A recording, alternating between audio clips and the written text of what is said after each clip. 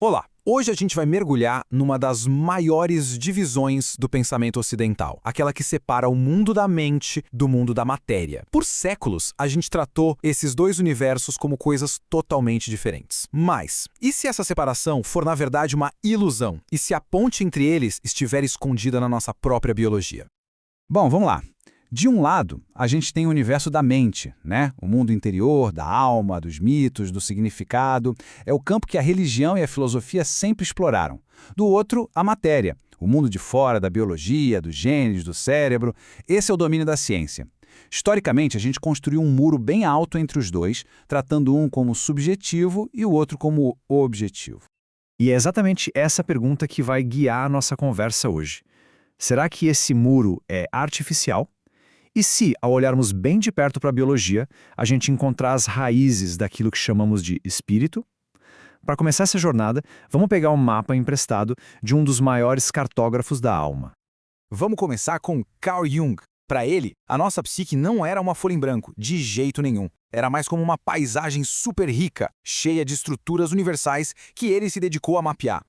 E a base desse mapa são os arquétipos. Pensa neles como se fossem um sistema operacional da nossa mente, algo que a gente já herda. Jung dizia que eles são a contraparte psíquica do instinto.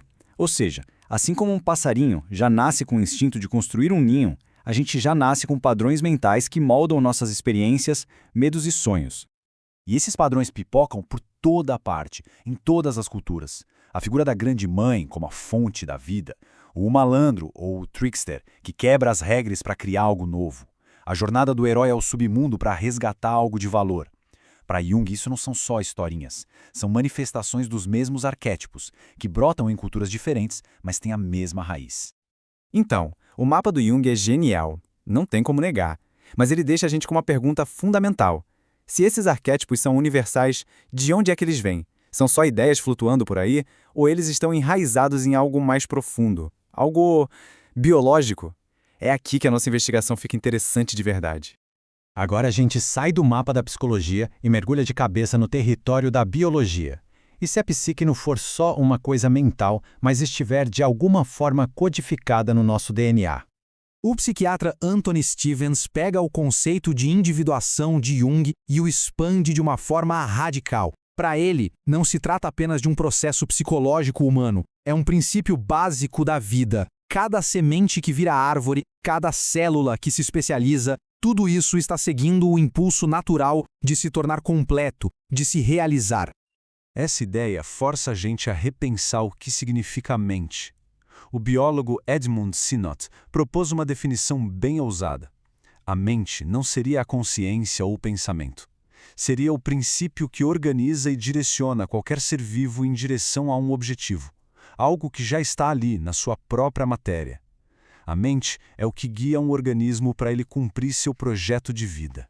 E isso, gente, vira tudo de cabeça para baixo. A mente não é algo que o cérebro produz. Mente e matéria viva nascem juntas. A psique não é um fantasma na máquina. Ela é a própria lógica da máquina viva. Se a vida está o tempo todo buscando se completar, faz todo sentido que o nosso crescimento psicológico pareça um caos, né? Como o Van Inway que aponta, isso lembra muito a teoria do caos, onde sistemas complexos precisam passar por períodos de desordem para se reorganizar.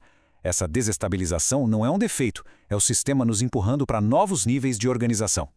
Nossa jornada agora nos leva a um território mais polêmico, digamos, mas que é essencial para essa discussão. Se a psique tem raízes na biologia, como é que a gente acessa esse conhecimento diretamente? Culturas xamânicas ao redor do mundo acreditam que a resposta está em certas plantas psicoativas. Essa citação do famoso etnobotânico Richard Evan Schultz resume a alegação central do xamanismo amazônico. O conhecimento deles sobre a farmácia da floresta não viria de tentativa e erro, viria de uma comunicação direta com a inteligência da natureza que é facilitada por esses estados alterados de consciência. A ayahuasca é a peça-chave aqui. Os xamãs descrevem que entram em um universo de visões onde seres inteligentes ensinam sobre medicina, sobre o universo. A ciência ocidental tende a descartar isso como pura alucinação. Mas e se existir um mecanismo bioquímico real por trás dessa comunicação? O etnobotânico Terence McKenna propôs uma teoria bem ousada, para dizer o mínimo, mas fascinante. Ele se perguntou E se não for só alucinação? Ele imaginou um possível mecanismo bioquímico. A ideia básica é que os compostos da ayahuasca poderiam, em tese, fazer com que a nossa consciência interagisse com o nosso DNA num nível quântico. Nessa visão, o DNA se tornaria uma espécie de antena biológica sintonizada para receber informação não da nossa mente, mas do imenso campo de inteligência da própria natureza. Seguindo uma linha de raciocínio parecida, o antropólogo Jeremy Narby, depois de pesquisar com xamãs amazônicos, chegou a uma conclusão de explodir a cabeça. Aquela visão que aparece em tantas culturas xamânicas de duas serpentes entrelaçadas não seria só um símbolo, seria uma representação visionária da dupla hélice do DNA, a base de toda a vida. Tá, e aonde tudo isso nos leva? A gente tem a tendência de achar que a ciência desencanta o mundo, que ela reduz tudo à matéria morta. Mas talvez seja o contrário. Talvez a ciência possa, na verdade, reencantar o mundo, revelando a magia que já existe na própria matéria. E olha que interessante, isso não é a primeira vez que acontece. Quando cientistas como Scury e Rutherford começaram a desvendar o átomo, eles descobriram a transmutação de elementos. Ocultistas e cientistas da época viram isso como a realização do antigo sonho da alquimia. A ciência de ponta e o misticismo antigo, de repente, estavam falando a mesma língua.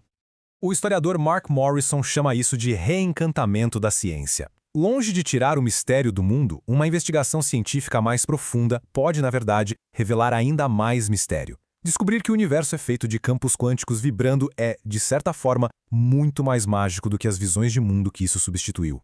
Para finalizar, vamos amarrar todas essas pontas, Jung, biologia, xamanismo, e tentar montar uma imagem nova e bem provocadora do que é a consciência.